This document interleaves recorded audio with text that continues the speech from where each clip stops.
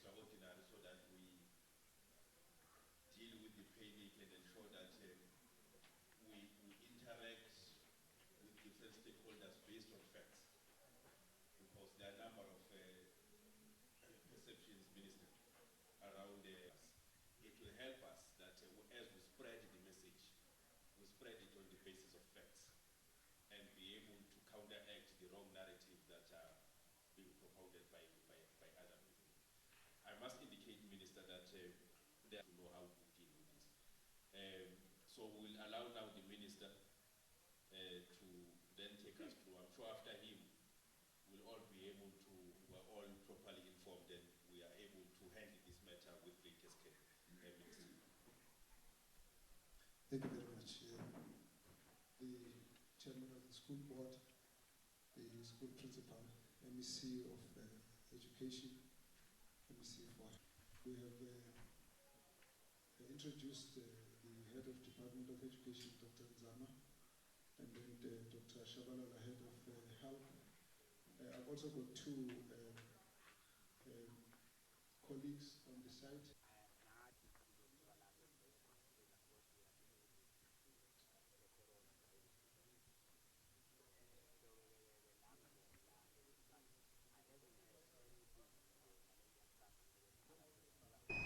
Okay, I'm doing the first headline, right?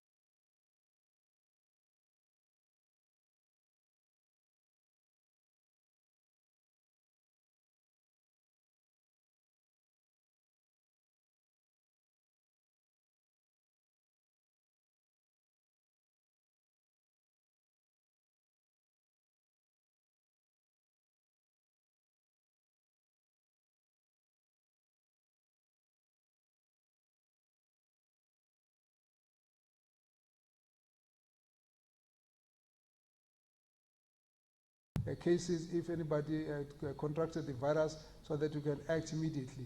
Similarly, in this case, we have found that public sector and private sector is all coordinated and aligned, and so we would assure the public that we'll pick up the case irrespective of whether someone presented in the public sector or in the private sector. Our clinicians, our doctors, our nurses, our staff, both on the public and private side, are well informed to be able to respond and deal with the case as per guidelines. We want to commend the doctor that referred the patient to us because she did everything as expected in terms of our protocol, diagnosed the patient, what we call high index of suspicion, and therefore did the examinations and sent the specimen for testing, and in the process advised the patient to voluntarily go on a quarantine. That's what we do ordinarily, and this is in terms of the guidelines, and so this is what happened. Yesterday we did not divulge a lot of information about the patient other than to say he was a 38-year-old person. We want to start by firstly correcting the error in the travel plan that we reported yesterday. In fact, the patient had come from Italy via Dubai, and then through Emirates landed in King Shaka Airport. So because we have been dealing with a number of cases, we just want to make sure that that is corrected. We have been looking at patients or at passengers who have come from various ports of entry, and we've really been recording each one's history to make sure that we follow if there is any situation where we need to do follow-up activities around that particular individual. In this case, this is a family member who has got a wife and children at home. When he came into the country, he did not have any symptoms, and any fever. So at our port of entry, there was nothing untoward that was recorded about this particular individual. And it was, this was on the 1st of March, and then a few days later, on the 3rd, developed symptoms and then went to.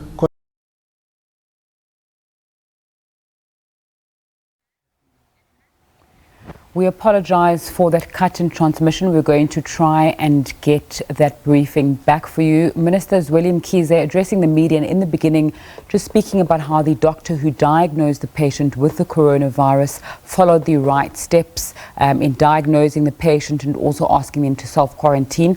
We will try and get that back for you a little bit later on. Let's take a look back now at the week that was. The South African economy is in recession. Statistics South Africa data shows that the economy contracted by 1.4% in the fourth quarter of 2019, after the economy had contracted 0.8% in the third quarter. The local economy only managed growth of 0.2% for the whole of 2019. The local economy is battling policy uncertainty, structural constraints, especially energy supply, and the depressed business confidence. The largest negative contributors to growth in GDP in the fourth quarter were the transport, storage, communication and the trade industry. Professor Yanni Rousseau of the Wits Business School says with population growth far surpassing economic growth, it will be even harder for job seekers to find jobs. Growth of 0.2% and high population growth, it follows automatically that the unemployment problem in South Africa will continue to grow. People will battle to find jobs. So we need to have plans to get this economy to grow much faster, much more rapidly. And it's clear that the government's drive towards socialism in the past 5 years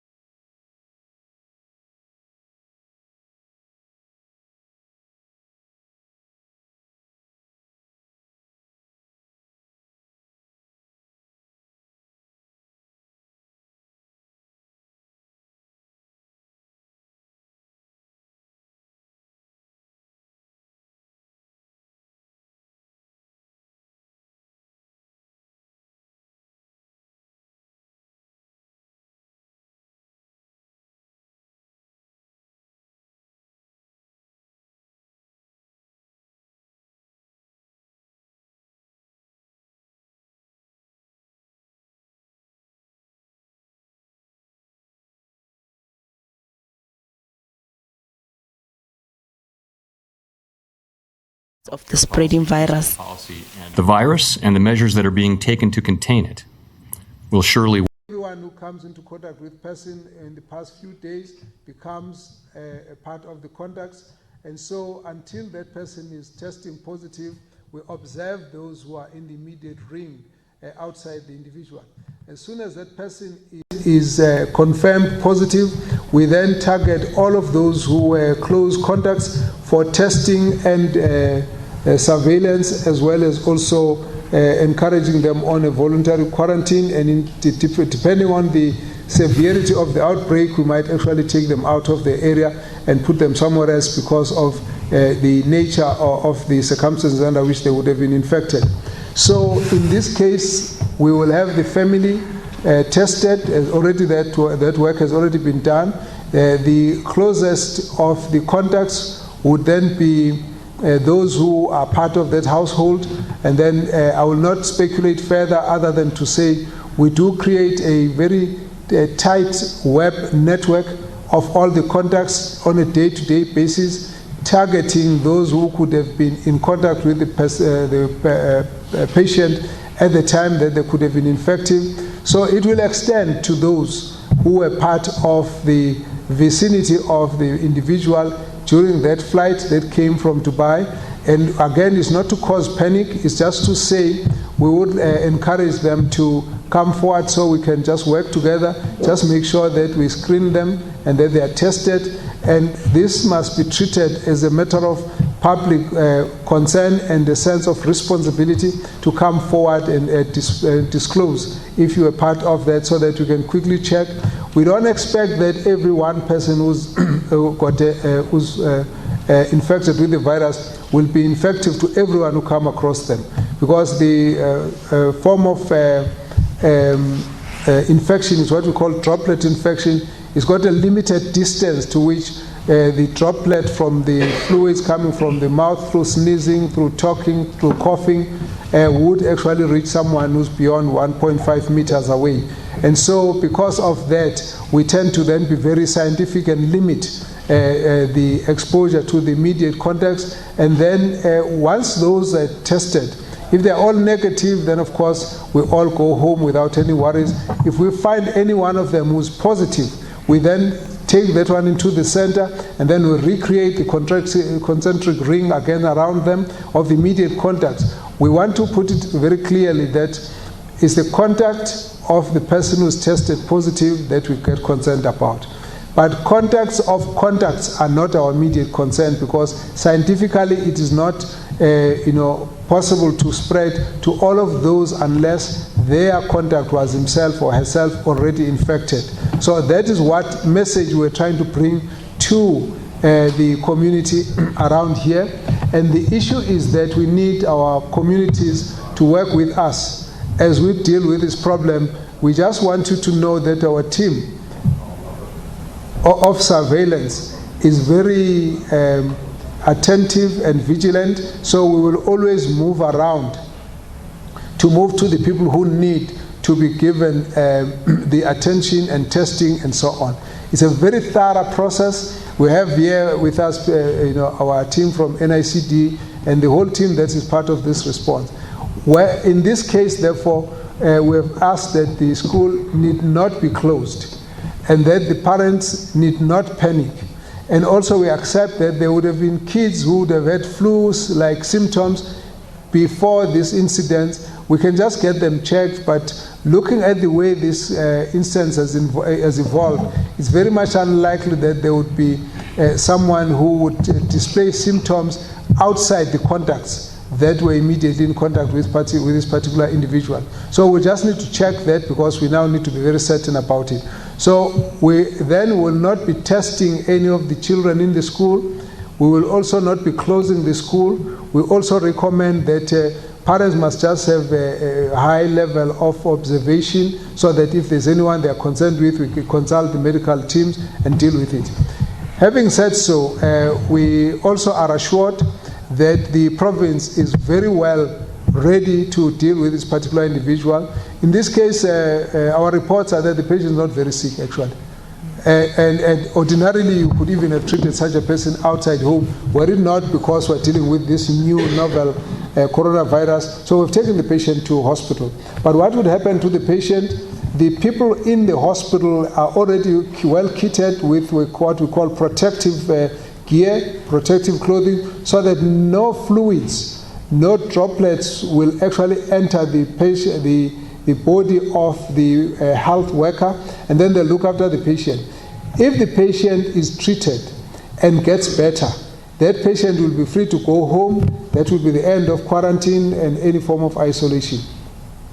Now that's different to those who are in the house. Those who are at home, we will get the team to go and look at them and just be sure that we are happy with the level of their isolation where they are. Where do they get their daily groceries, and where do they go? So the children mustn't go to school, people must not go to work, and so on. But in that process, if we are concerned that there might be a risk of anyone else being affected, we will then take them out into another place where they would have to be quarantined. This is only one case, so it's not the same as in Wuhan, Hebei, and so on. So we're looking at it very scientifically from that kind of perspective. Guidelines from WHO are very good because they give us a sense of all of that.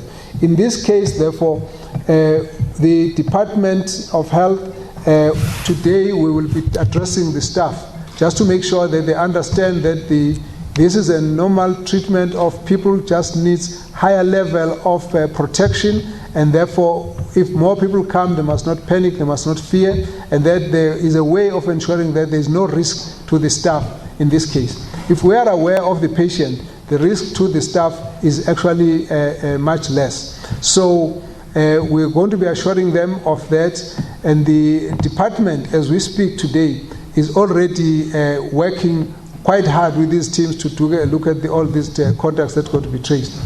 Let me leave that issue at that point in terms of how we're going to deal with this one. And just make a plea to all South Africans that this issue of coronavirus, as a matter of emergency, government is in a position to deal with it.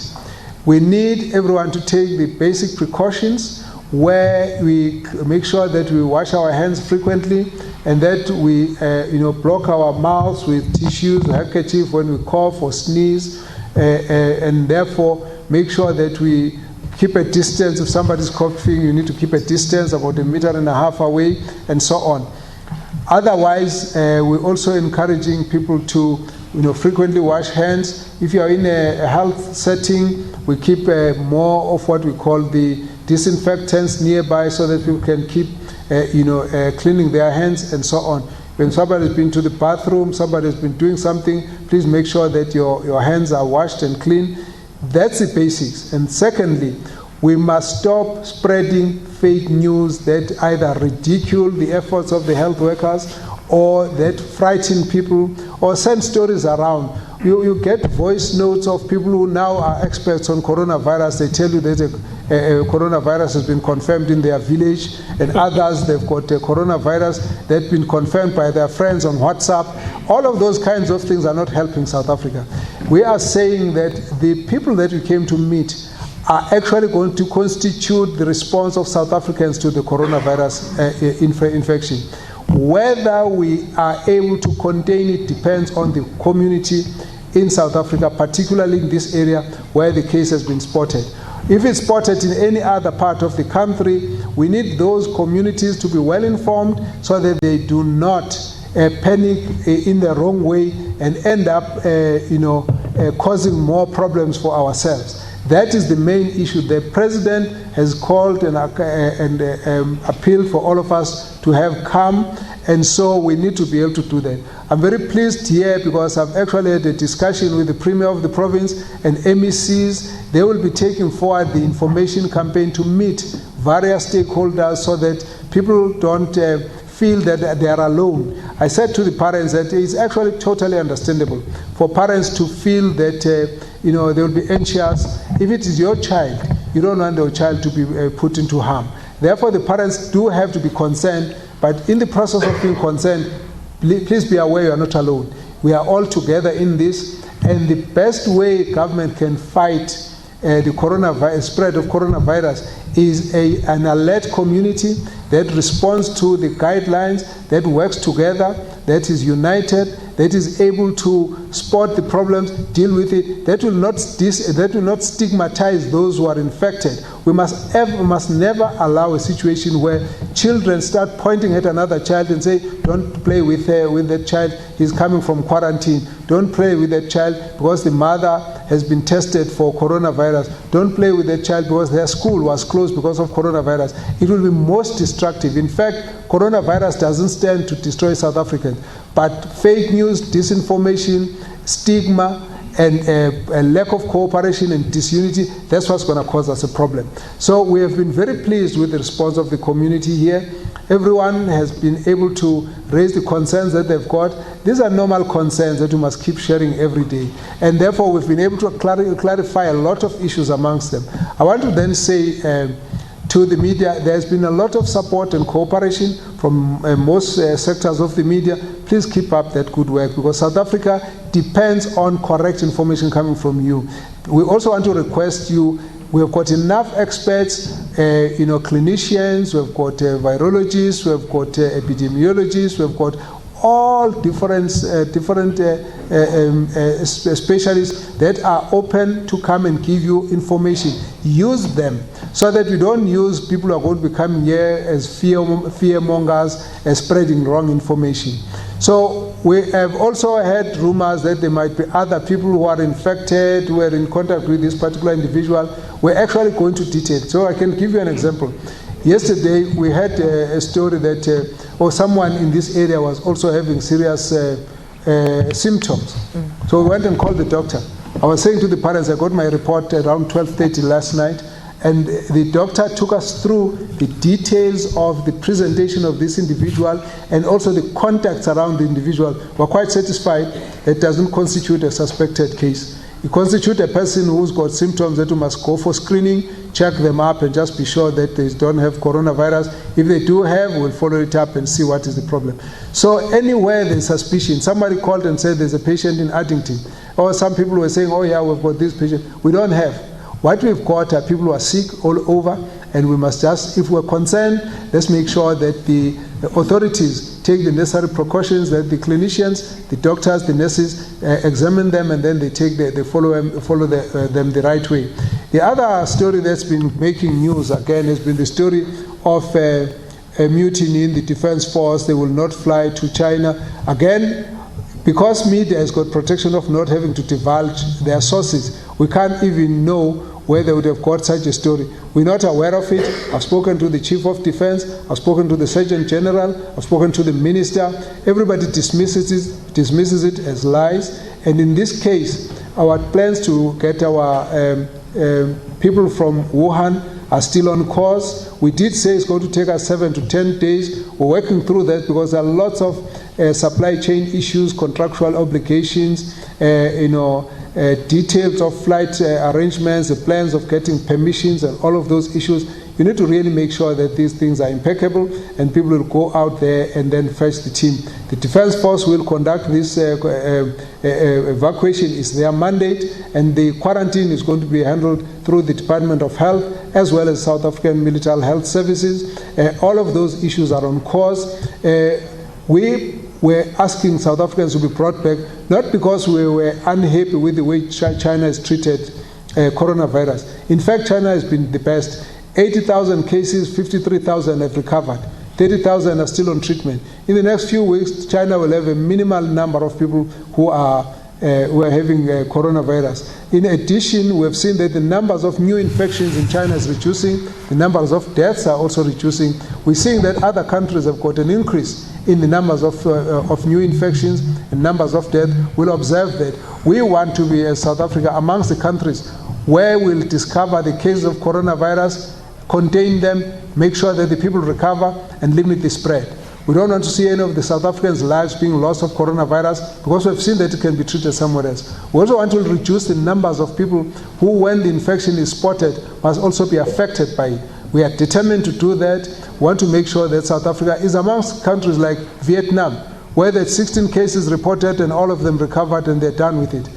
Like Nepal, where they had one case and they treated that person, then didn't have any new cases. Like Iceland, same thing. There are a few other countries that have done a good job, and we keep monitoring every day how many are recovering in a particular area. In South Africa, we're asking that if South Africans work together, we will get someone with a coronavirus testing positive, we'll contain it within that individual or the immediate people who might be affected, treat them all, get them to recover, look for the next one. When the next one comes, we do the same.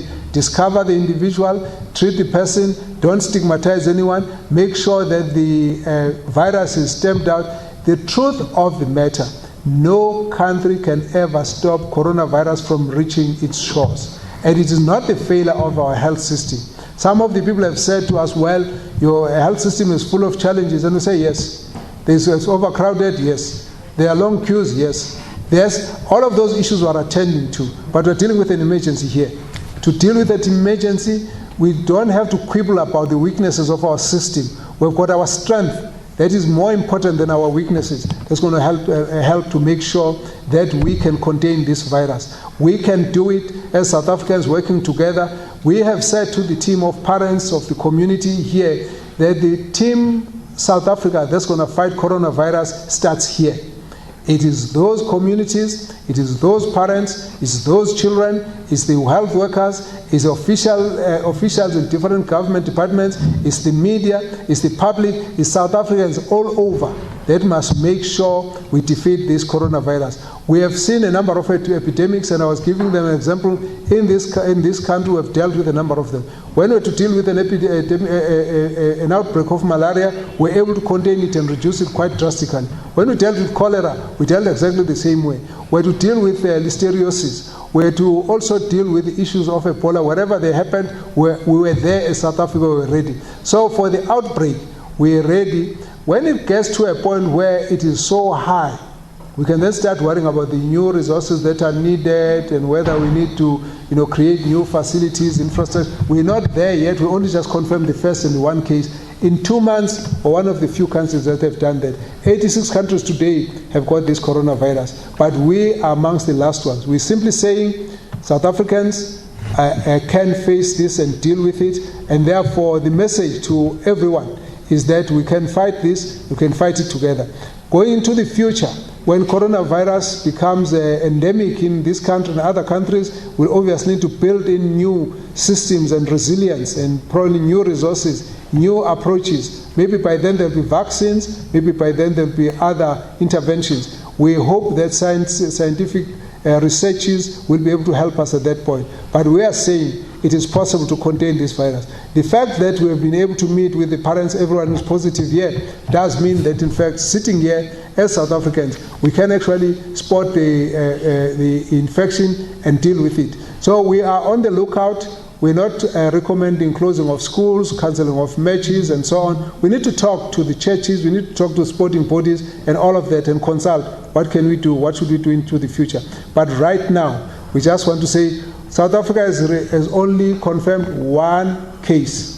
And that one case, we are on top of the situation. The people who are coming from Wuhan, none of them have been tested positive. None of them are sick. We don't expect that should increase the risk. So these stories that are going all around for people to panic, we think that must come to an end. It's important for us to be able to say we can deal with this problem if we work together. It is not because we are weaker that we will have a case into South Africa. It will be because we are part of the world. But we will be able to deal with it. I also therefore want to ask my colleagues here to make comment, particularly from the Department of Education, so that they can also give you their perspective. Thank you very much. Well, thanks, Minister. Good afternoon to you all members of the meeting. The Minister has already indicated that as I said, we see no need, and actually there is no need for closing down schools on the basis of this one confirmed case of coronavirus. We will be interacting with the principals even beyond the meeting today, just to discourage any form of panic, but also of attempts to seek to close schools at slightest suspicion. Because as far as we have been advised, we are not in a state of an outbreak. So really there is no need for us to close down our schools. When there are cases or suspected cases, we deal with them on those bases rather than taking a blanket approach. So if there is a suspicion of an infected child in one school, working together with the Department of Health and all other involved authorities, we should be able to deal with that case on its merits, as it were. Colleagues will remember that last time, or sometime last year, there was a reported case or a suspicion of H1N1 in one of our schools around North Bay. And there were a number of calls to close down that school and other schools nearby. We worked with the Department of Health to deal specifically with that case without closing the school, and we arrested the case, as it were. So from the Department of Education, obviously we will keep all our officials, all our offices on high alert in case there are suspected cases in any of our schools. But currently there is no school that will be closed on the basis of this reported case. Our principals will continue to be informed of any developments. And as the Minister has correctly said, we do want to spread the message to all our parents and learners not to stigmatize this virus, such that anyone who's suspected will then be subjected to stigma and victimization. It's not at a level where really we think we should be closing our school, as I indicated earlier on, and we call on parents to also be on high alert, follow all the precautionary measures that were outlined here by the Minister, ensure that all our learners in school regularly also follow the precautionary measures, so that we ensure that we eliminate the slightest possibilities of any further spread, as it were.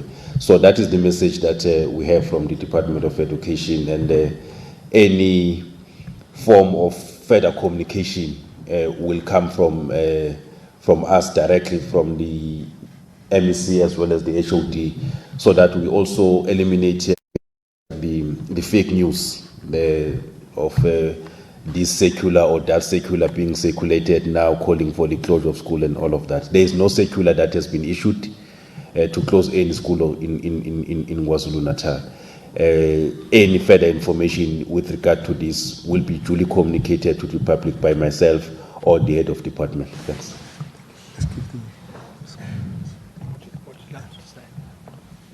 Do you want to parents anything? I think we've said enough. Okay.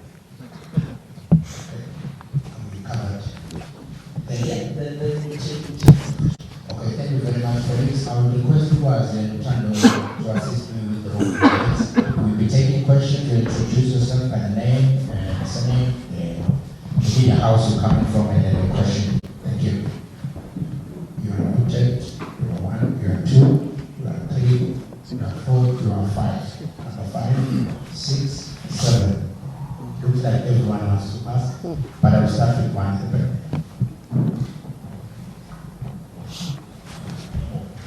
Thank you very much. My name is Cynthia Makanya and I work for SABC News. Minister, the 5 hospitals that have been identified to deal with the coronavirus issue, what actual practical measures have been put in place in those particular hospitals to ensure that if there are any potential cases, the department is able to handle them?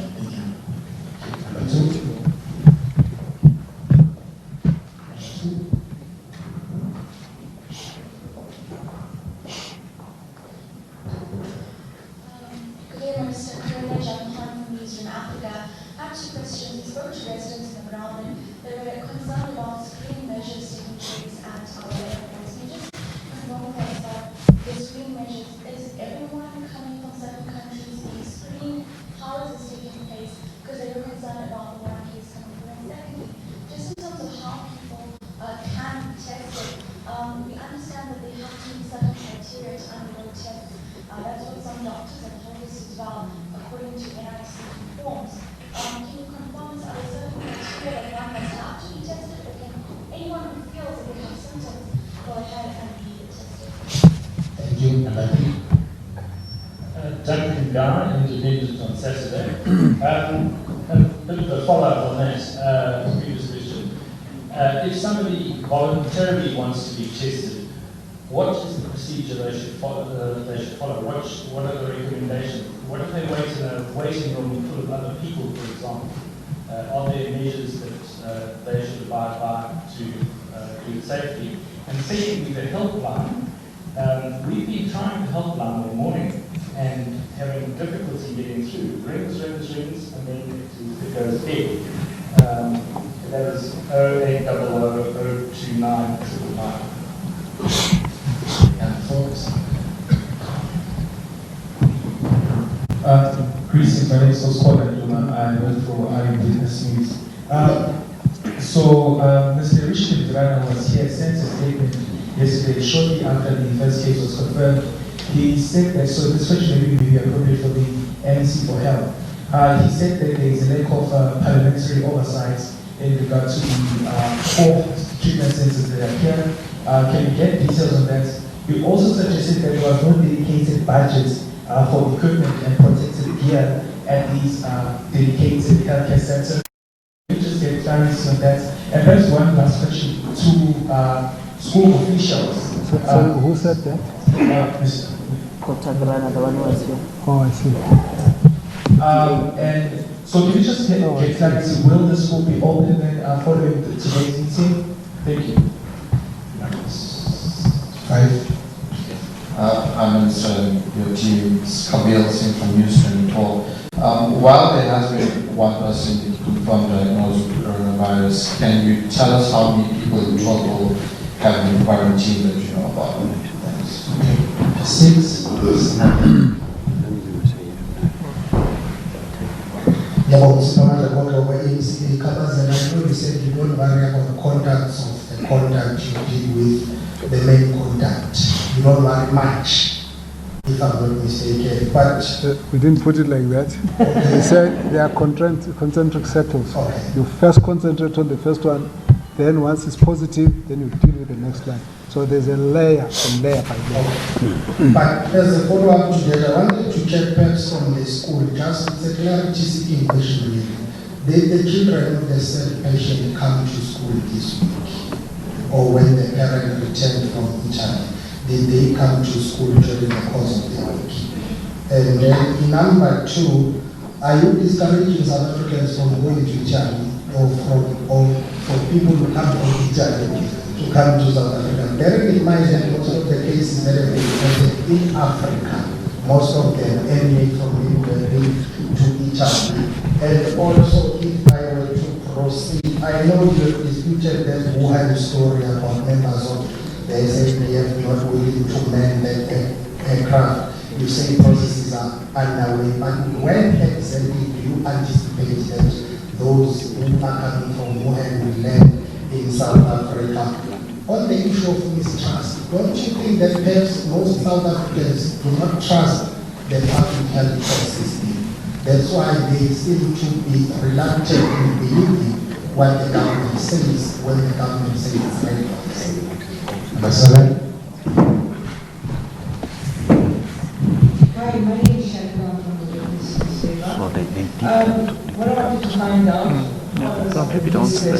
I can answer that. Will South Africa interfere How many? with international Two. travel? Why don't you say? International travel by South But Africans? they were asymptomatic. So CI, NIC, D, confirmed that they're asymptomatic. Can you comment on that? My next question, how many people so far who has been in contact with this Hilton man has been tested? And how many people have you identified that needs to be tested? And the other question that I wanted to find out, much is said about hygiene, and I'm not so sure if you heard or not, but in Johannesburg, we're running out of hand sanitizers and stuff. My question is, a majority of the people are poor and they can't afford to buy these hand sanitizers and wet wipes. How are they going to prevent themselves from catching this coronavirus? Okay. We will then take the answers again. We will take the second round. Thank you. All right. No, thank you very much for those questions. I will respond to a couple of questions that are relating to the province. The first question that was raised by Usimpi, I think, was talking to the readiness and what did we do about the facilities that we said are ready. Firstly, there are 4, not 5. There are 4 facilities that are ready. It's Gray's Hospital, Eddington Hospital, Ngwelezane Hospital, and Manguzo Hospital.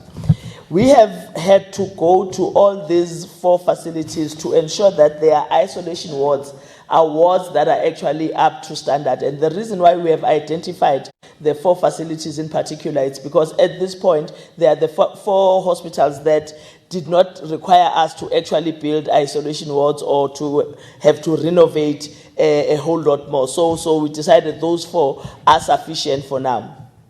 What we have ensured that these facilities actually have, and is what is required, is that the negative pressure aircon is there, and all these 4 hospitals have that. We have made sure that PPE is available to the staff that works there, because if you must protect the health workers that are going to be treating the patients, we then have a responsibility of ensuring that they have the correct protective gear, and we have made sure that the gear is there. One of the equipment that are needed in the isolation wards. Yes, that's the gear that the minister is demonstrating now.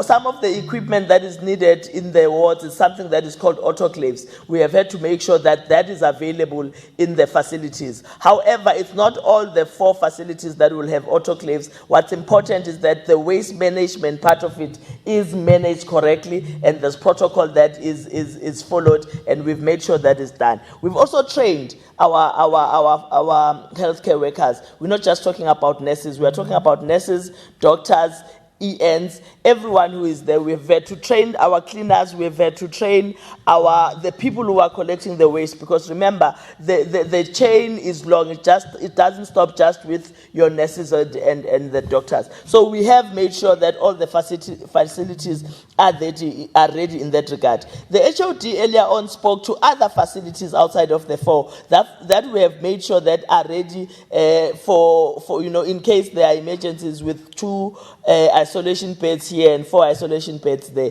Those we are continuing to prepare to ensure that they are ready. But the ones that we are targeting are the 4 facilities that I have spoken to. Let me then respond also to the question about what MPL, the Honorable Veran, raised about the lack of parliamentary oversight. I think this is a question that the chairperson of the portfolio committee is going to have to respond to. But from where we are sitting as a Department of Health, we do not believe that there is a lack of oversight, because while we were busy with our own processes in the province of KwaZulu-Natal, the portfolio committee itself had started going around the facilities that we were talking to, and they were monitoring that all the items that we say are ready are actually there. They were talking to the staff to indicate or to try and establish whether we have properly trained the staff as we say we are training them. So we don't believe that there is lack of parliamentary oversight, but I think this is a matter that the committee themselves will have to engage. I hope Dr. Viran was not playing politics in this matter, because we have had an engagement with amongst ourselves, and we've agreed that this is not a matter that we need to politic about. It's really something that we all need to be hands-on and be able to deal with properly. But the chairperson, and I'm sure you are aware who is the chairperson of the Health Portfolio Committee, is the one who can be able to assist in that regard. Do we have a budget and do we have the equipment in relation to this matter? Of course, there was no budget that had been set aside to say this is a budget that is meant for COVID-19, because it's only something that came after we appropriated our budget. However, once you have challenges like this, and as management, we have to sit down, well, myself and management, we have to sit down and say, how do we reprioritize within the budgets that we have? We've done that. So we are ready. The PPE is something that the department would ordinarily buy, order and keep in stock, but we would not keep in stock in large volumes. But we've now had to be proactive and actually buy the PPE. So we have put aside the budget. We have had to reprioritize, which is within our own mandate, and we've done that. So in as much as it might affect some of our programs, but we do not believe that it will affect this program and this plan that we have currently.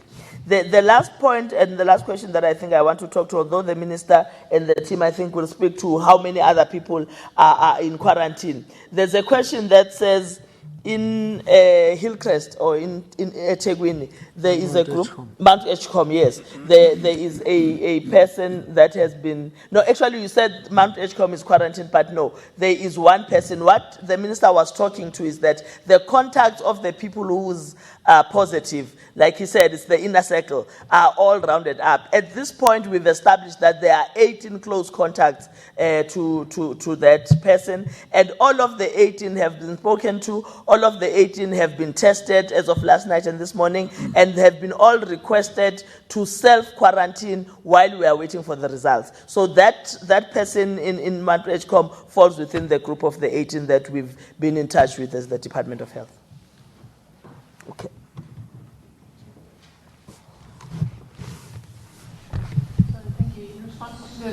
around the criteria for testing and the procedure for testing.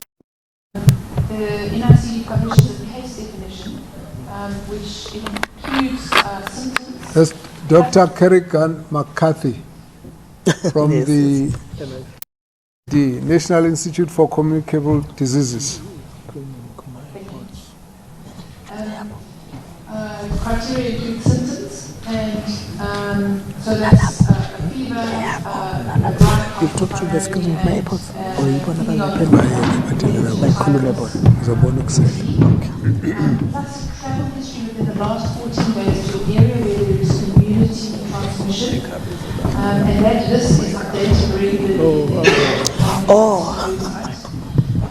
More recently, last week, we added to the case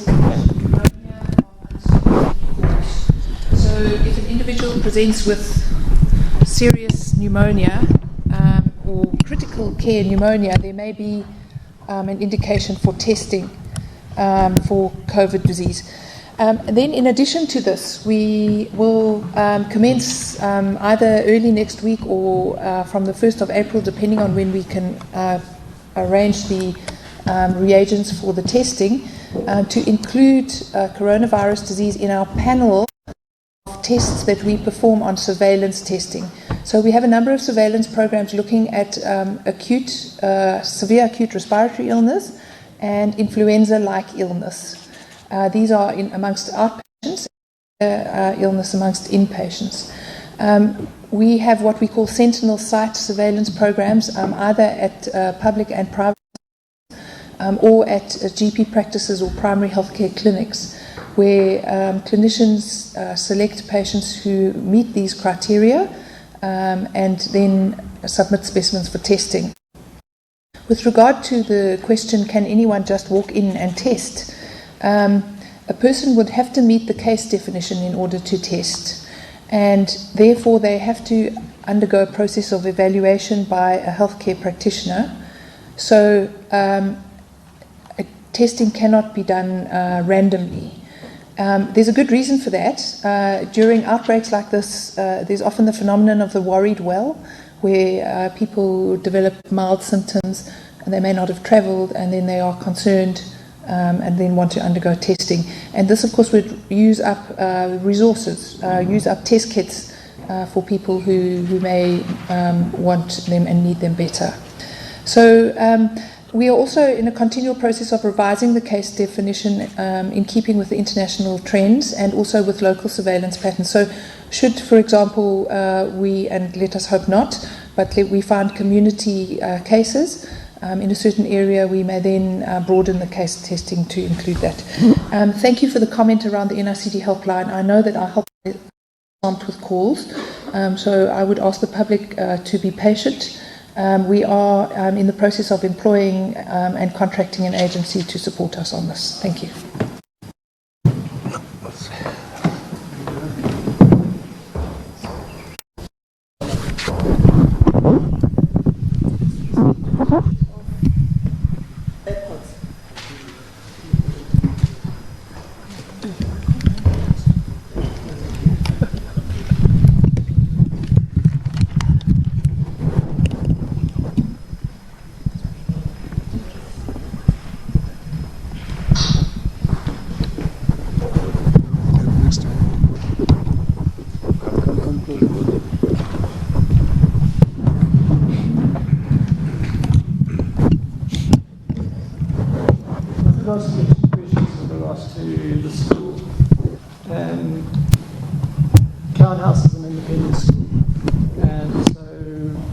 I think we need to consider two things so it will make its decision for itself.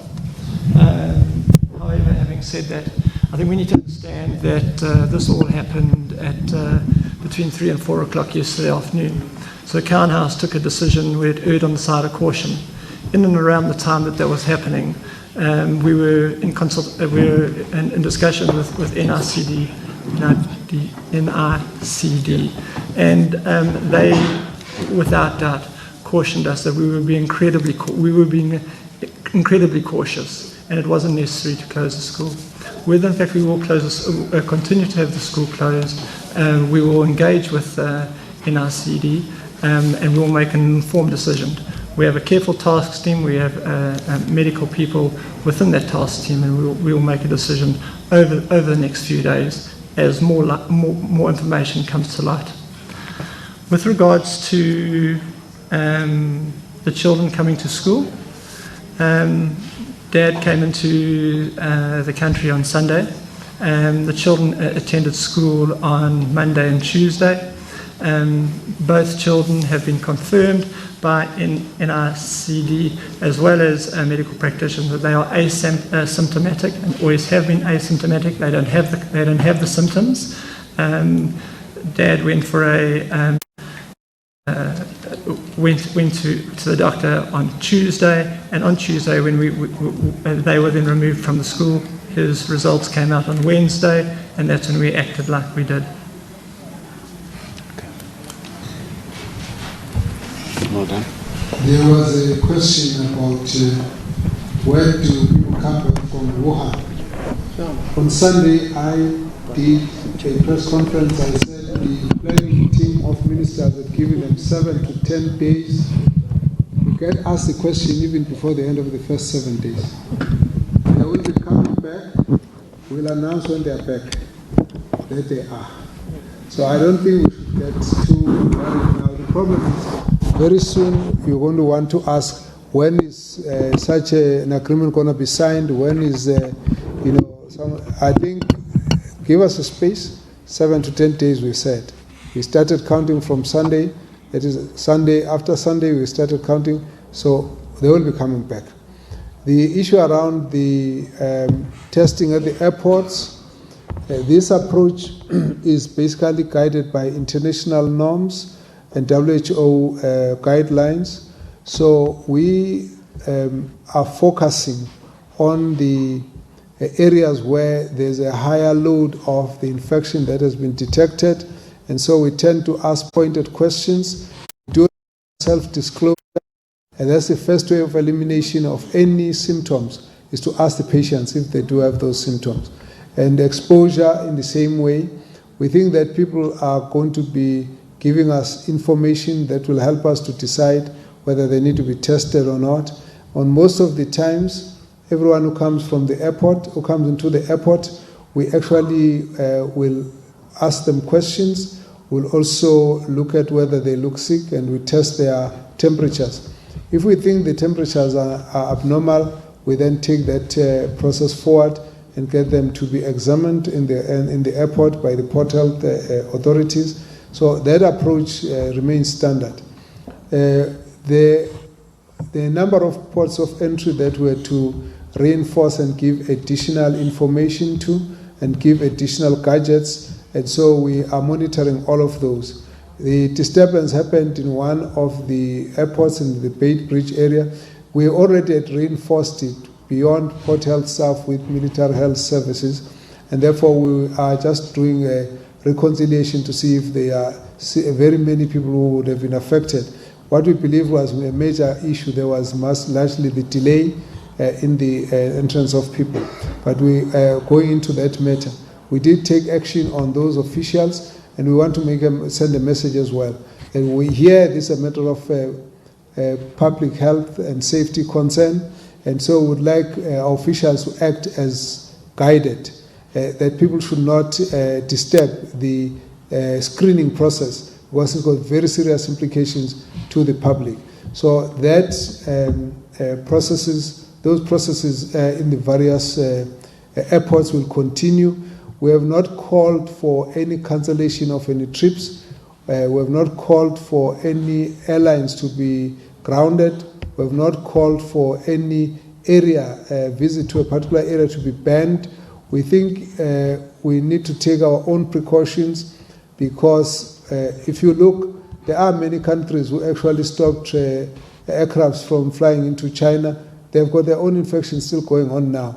I think we need to probably try and look at additional means of screening and also investing in the awareness of our communities, so that people can know that they are part of the process of discovering new infections, preventing new infections, testing for new infections, and even participate in the treatment and elimination of the virus as a problem.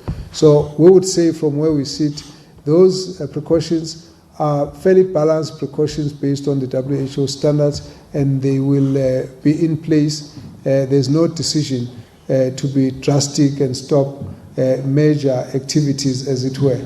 Obviously, when you want to take such decisions, it's usually if it's associated with an immediate outbreak where we can see the impact of those particular meetings as being detrimental to the safety of the public. At the moment, we don't have that situation. I know that we have to answer questions and so on, but sometimes we get asked a question when we've got no cases, though we've got as many cases as in China. I think it's a bit of a challenge when we put on the table, this is our plan, and then the questions are, well, people, we don't believe you. What is the basis on which you don't believe us? We have to actually start asking to say, if you are going to be questioning things we raise on the basis of a source that's not disclosed, you actually have to also produce evidence for it, so that we can really argue on a basis of equal levels of information. That makes it easier for us to know how to correct some of the situation. But because people are free to communicate, we always try and attend to issues where information is available to the media and we do not have that information. So we will check it where we're asked. But I think it must be on the basis that we're trying to correct or trying to inform, we're trying to make sure that we are all in touch with the community. And in that case, we need to then be able to say that we should discourage anyone who just wants to be negative for the sake of it. We must deal with the concerns at the base of which people are saying they are not comfortable. The reason why people might be having challenges with the health system, we have acknowledged, and we are saying that those problems are there. And those problems do not mean, though, that we can't deal with the coronavirus. We have a specific focus on dealing with an emergency. In the long term, if the coronavirus becomes endemic, then of course we need to look at how we need to deal with it as South Africans. But it's no longer a question of government alone. It's a question of the whole society gearing up to that. So let's not spread fear for the fear of the unknown. We don't yet have 2,000 or 10,000 or 80,000 cases. We have just got one confirmed. Let's work together to contain those that are being discovered in the country. That's really what our plea would be. Thank you. Thank you very much. If there is no one who will die if I don't take questions, I would like us to close. But I can take 2 questions if there's still someone who wants to. Okay, only 2. Thank you. I know this is an ongoing process, but roughly in South Africa, how many people have been tested? I know statistics may not. Over 300. Thank you. Michelle Sibyl from East Coast Radio. And by the way, they're all negative except this one. Minister, just being in the area today and speaking to people, there were 2 ladies who spoke to us regarding their family members being in the surgery on the day the man was there. What would you have to say to them? They told me that they've been trying the hotline and it's stressing them out because they're not getting through to anyone. And one said that they saw someone who looked like a very sick man. What are the odds of that? So just, they were there on Tuesday when he went in there. Should they be worried? Should they be contacting you? What should they do? You know, let me tell you a bit of a story. Many years ago, when I was trained as a medical student, we were trained about cancer of the esophagus.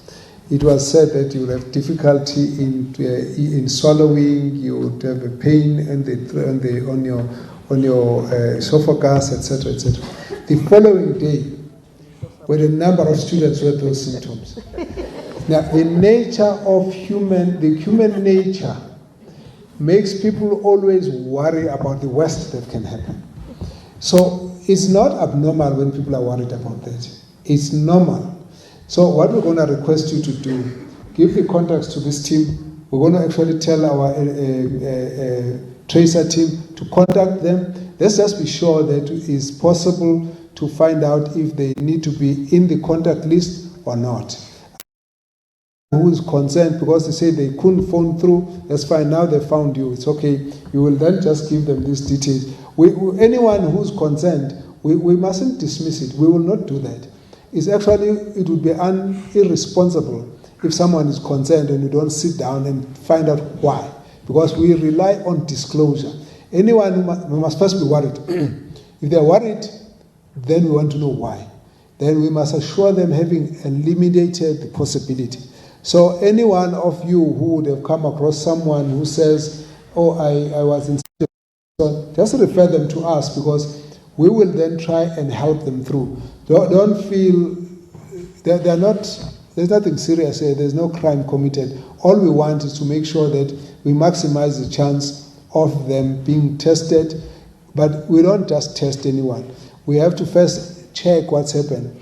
Most likely what we'll do here, we will keep them on the list and test the immediate contacts. If we find someone that is again now positive at that level, we then move on to that lot. So we'll just need to assess the proximity with this particular individual. The doctor is going to be able to give us a list of people and their arrival times and who was there at that point and so on and so on. The receptionist will also tell us who was sitting there, who was doing what. We'll be able to eliminate those. There are those who will come in the morning, and there are those who will come in the evening. But the patient was not disclosed to anyone that this one we're going to test for coronavirus. So no one could have ever predicted, because everyone who goes there is sick. So the concern is a natural concern that we must not underestimate, but let's get that into our process. And then I want to give it as an open invitation for any one of you, because people will call you and complain that they were not able to get through to so and so and so and so. Don't take it badly. Just pass the information. We will actually try and link up with them, and we deal with a lot of those. So don't feel uncomfortable at all, because we also rely on you to pick up stuff that we don't pick up as a department. So we'll use that as another channel. So feel free to just share that information. We will also follow them up. Thank you very much. With those words, I would like to thank you all for coming, and I hope the message is clear that we all have the role to play. We have we are all responsible, and we must report responsibly. So thank you very much. The meeting is adjourned. Thank you. It's been longer than I thought. Longer than I thought. All right, so that's the end of that media briefing by the Health Minister, Dr. Zweli Mkhize, accompanied there by the Health MEC in KwaZulu-Natal, Nomagugu Simelane Zulu. We've also seen the MEC for the Department of Education in KwaZulu-Natal, Kwezim Shengu. Really, I think, Peter, most importantly, it's basically giving feedback and that reassurance that everything is under control, because you have the minister there saying that the surveillance team is very much vigilant. So we need to take precautionary measures. We know that a lot of people have been talking about washing hands regularly. So the minister making mention of that and saying that we should also stop spreading fake news on coronavirus, but also touching on an important issue of stigmatizing those who are infected. We had the MEC for Education also talking about that, but that assurance that they will not be closing any schools as a result of that one confirmed corona case in the KwaZulu-Natal province. So the MEC for Health there, Nomagugu Simelane Zulu, really talking about the 4 facilities that have been identified to take care of coronavirus in the province, saying that they had gone there to the 4 facilities to ensure that everything is in order. So they were chosen because they've got isolation rooms. There were no need for any renovations or perhaps to build any new rooms there. So coming to the issue of budget as to whether there is enough money to deal with this coronavirus, the MEC saying that obviously there wasn't any money set aside to look into